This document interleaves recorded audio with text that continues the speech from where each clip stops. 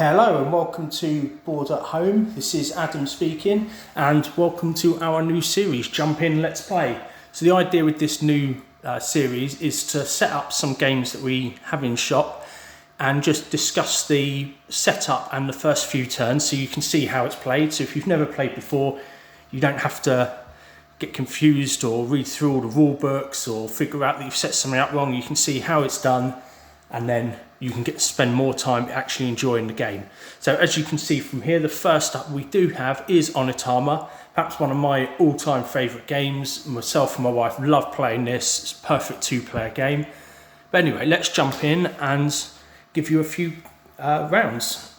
So as you can see on the board, we've got 5 pieces, and yes, the first thing that will come to mind is that it looks a lot like a chessboard, but we'll discuss a little bit about that later.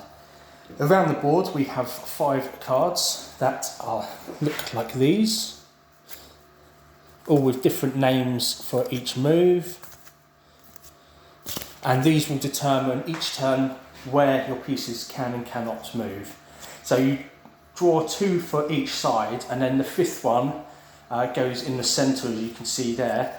When we drew the 5th one, we turned over the card and you see the little symbol there, and if it's red or blue will determine who goes first. So because it was red, it goes to the right hand side of the red player because that's going to be his next card to play.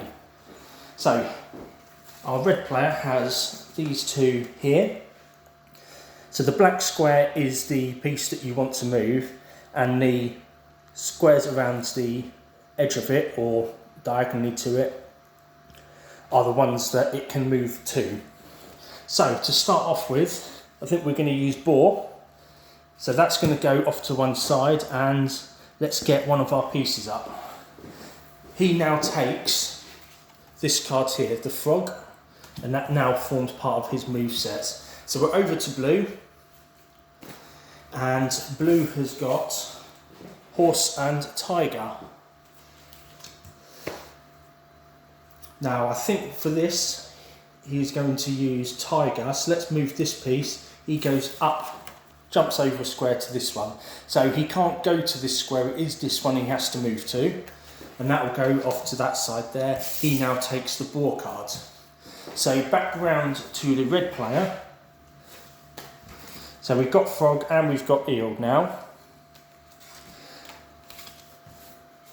So at the moment, all we can really do with them, because we're in our starting positions, is really go diagonally. So let's use eel and move this piece diagonally here. And then we keep doing that until one of 2 objectives are met. Either the opposing player's master is taken, which is this guy here, or any one of the 5 pieces takes him rather, or your master gets to their master's square.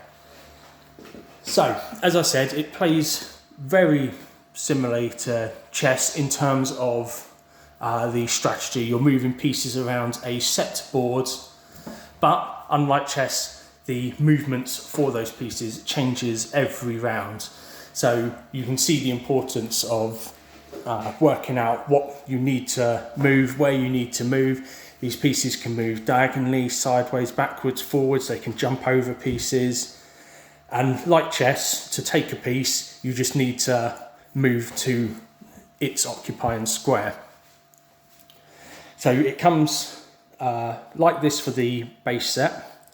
It comes with 16 cards. So you see here we've got a healthy stack of cards here.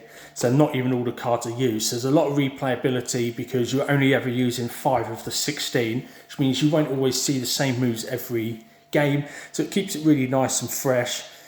Keeps a lot of strategy in there, which is something when I first played it I wasn't sure on, because I was like, oh, only 16 cards, but the combinations, I mean, I'll let you work out the combinations there.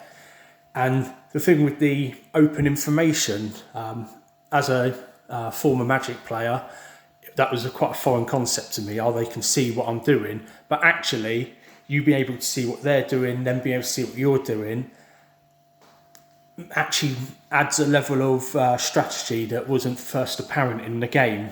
Like, you've got to work out where you want to go, but sometimes you might want to make a suboptimal move because you don't want your opponent to have a cards that you've got, because that could win them the game or put them in a position to win the game. So you really do have to think about exactly what you're doing, what you're moving, maybe even trying to plan your strategy based on what cards they have and what cards they may end up passing to you. As I said at the beginning of the game, yes, it feels a lot like chess, so I think it would be perfect for fans of chess, checkers, drafts that are looking to get into modern board gaming as a hobby. This would be a fantastic gateway into that. It's very, very familiar feeling to those ancient war games. So yeah, I would heartily recommend it. So next week we will be doing another video. If you want to give us any suggestions, just let us know. If we have it in the library, we will do that. We will chuck up during the week on Facebook maybe some ideas of what we want to do.